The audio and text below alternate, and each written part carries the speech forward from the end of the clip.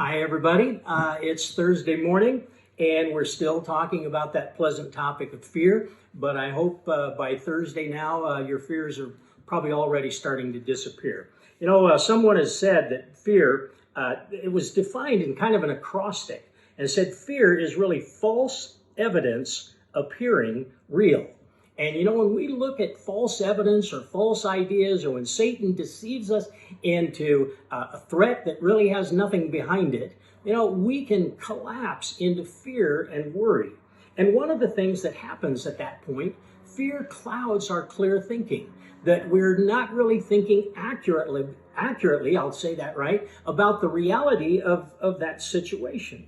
And the fact is, we often suffer much more in our imagination than we ever do in reality. One of the things that happens is when our imagination takes over, is fears begin to multiply. I may be worried about losing my job, fearful of that. And then I'm fearful, well, maybe I won't be able to make my house payment. And then that leads to another fear that I'm going to be living on the streets and I won't be able to feed my kids. That leads to the fear if I'm out on the streets, I'm going to catch coronavirus and I'm probably going to die in the gutter somewhere and it's going to be horrible and awful. And we let our imagination race ahead of us to something that's not really very likely to ever happen. But one of the things that I tell people is I said, jump ahead to the very worst thing. And if you go all the way to the last statement of that is dying. Well, guess what?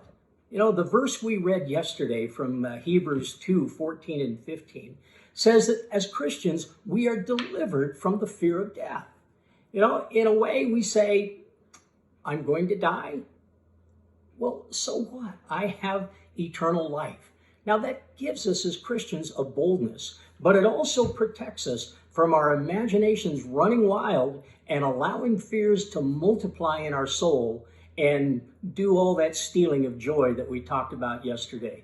Anyway, don't allow those fears to multiply in your life and focus on Jesus, okay? And let him deliver you from every fear that tries to creep up and crop up within you.